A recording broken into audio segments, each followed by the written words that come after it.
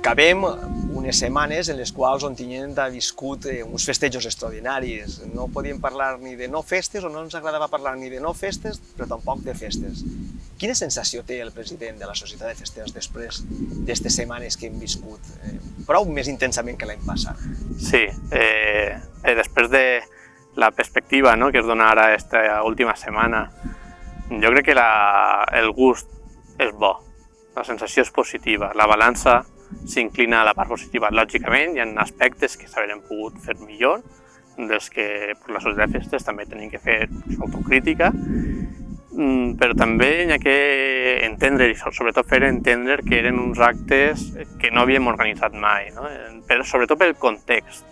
I la nostra intenció era, ja que l'any passat al final no es va poder fer res, teníem aquesta certa experiència que vam adquirir d'un any d'anar planificant a veure què podríem fer, què no podríem fer. És cert també que el continu canvi de normativa i de restriccions no ens ha ajudat, però al final pense que s'ha fet el que s'ha pogut. S'haurien pogut fer altres coses? Segurament sí. S'haurien pogut fer les coses que hem fet millor? Segurament també, però jo crec que el que hem pogut organitzar ha estat bé. Parla el president d'autocrítica, de fer autocrítica des de la Junta de Govern. On subratllaríem l'autocrítica? En quins punts es creu que s'ha fallat o creu que no s'ha encertat completament? Jo crec que on més van fallar, i així es va demostrar, va ser en el concert extraordinari de música festera. Sobretot, jo crec que l'únic punt o un dels punts que m'agradaria ressaltar en els que van fallar és que la gent a l'hora d'adquirir les entrades és cert que estaven numerades, però no indicava si anaven a tribuna o anaven a general.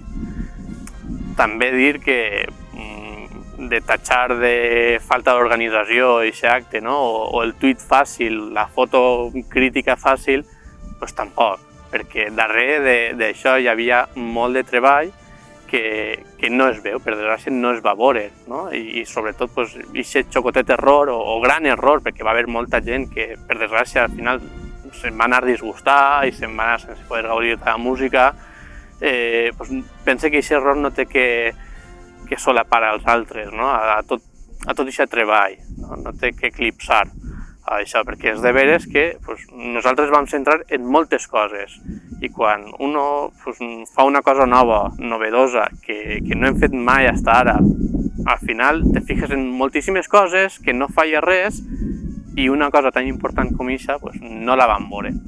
Vam demanar disculpes i per això intentarem que de cara a altres coses no torni a passar.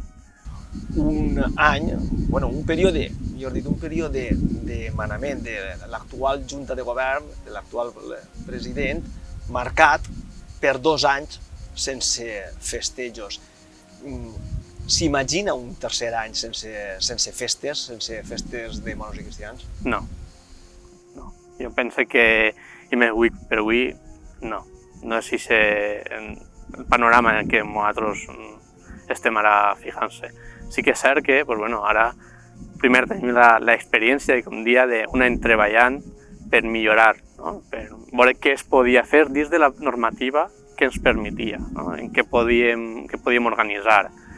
I ara és cert també que tot el món tenim els ulls fixats en les falles, a veure com es desenvolupen, i a partir d'ahir penso que anem a anar treballant per a que el mes de febrer, que és el mes del mig any per excel·lència, puguem organitzar-ho amb total normalitat, o per almenys com el coneixem. És cert que també n'hi haurà algunes restriccions, no ho sabem encara, no tenim la bola de cristal, però anem a treballar en un mig any tal com el coneixem. Cal recordar que el període de manament de l'actual Junta de Govern conclou precisament ara, a finals d'aquest any 2021. Estatutàriament és així, no? Així és. Què pensa fer l'actual Junta de Govern? Perquè existissin alguns precedents anteriors de presidències que han esgotat un quart d'any de gràcia previ consentiment de l'Assemblea Extraordinària. Quina és la intenció de l'actual Junta de Govern?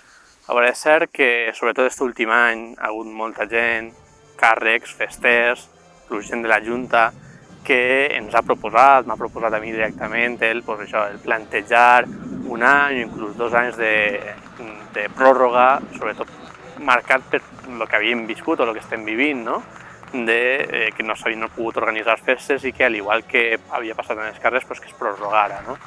Jo ho entenc que tota aquesta gent, però és cert que la gent que em coneixeu i sobretot que coneix el meu equip, sabeu que som profundament democràtics i el reglament de la Junta de Festes no contempla això d'un any de gràcia o 2 anys de pròrroga.